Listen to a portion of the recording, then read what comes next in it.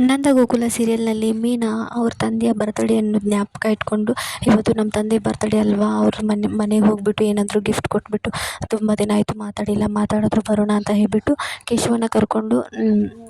ಕೇಶವನ್ನ ಕರ್ಕೊಂಡು ಮೀನಾ ತಮ್ಮ ತಂದೆ ಮನೆಗೆ ಹೋಗ್ತಾಳೆ. ಹೋದ ತಕ್ಷಣ ಅವರು ಮನೆ ಡೋರ್ ಓಪನ್ ಮಾಡಿಬಿಟ್ಟು ಒಳಗಡೆ ಹೋಗ್ತಾರೆ. ಒಳಗಡೆ ಹೋದ ತಕ್ಷಣ, ಅಪ್ಪ ನಿನ್ನ ಬರ್ತಡೇ ಅಂತ ನಿನಗೆ ಗಿಫ್ಟ್ ತಂದಿದ್ದೀನಿ, ತಗೊಳ್ಳಿ, ಹ್ಯಾಪಿ ಬರ್ಡೇ ಅಪ್ಪ ಅಂತ ಹೇಳಿಬಿಟ್ಟು ವಿಶ್ ಮಾಡ್ತಾಳೆ. ಹಾಗೆ ಅವ್ರ ಅಮ್ಮ ಕೂಡ ಖುಷಿ ಇರುತ್ತೆ, ಆದರೆ ಅವ್ರ ತಂದೆ ಏನಂದ್ಬಿಡ್ತಾರೋ ಅನ್ನೋ ಭಯದಲ್ಲಿ ಸುಮ್ಮನೆ ನಿಂತಿರ್ತಾಳೆ.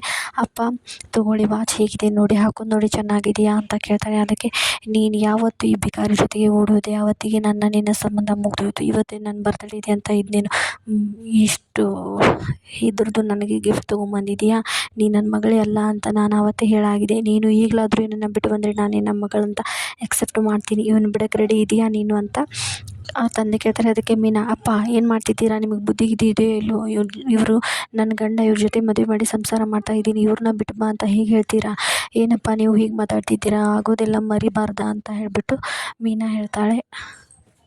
ಕಾರಿನ ಬಿಟ್ಟು ಬರೋಕ್ಕೆ ಆಗದೆ ಇದ್ದರೆ ನೀನು ಇಲ್ಲಿ ನಿಲ್ಲಬೇಡ, ನಮ್ಮ ಮನೆಯಿಂದ ಹೊರಟು ಹೋಗಿಬಿಡು ಅಂತ ಹೇಳಿಬಿಟ್ಟು ಕೈಯಲ್ಲಿರೋ ವಾಚನ್ನ ತೆಗೆದು ಕೆಳಗಡೆ ಒಗಿತಾರೆ. ಹಾಗೆ ಮನೆಯಿಂದ ಅವ್ರನ್ನಿಬ್ಬರನ್ನೂ ಹೊರಗೆ ತಪ್ತಾರೆ. ಈ ಕಡೆ ಮೀನಾ ಮನೆಯಿಂದ ಹೊರಗೆ ಬಂದುಬಿಟ್ಟು ಅಲ್ಲಿ ರೋಡಲ್ಲಿ ಕೆಳಗಡೆ ಬಿದ್ದುಬಿಟ್ಟು ಅಳ್ತಿರ್ತಾಳೆ.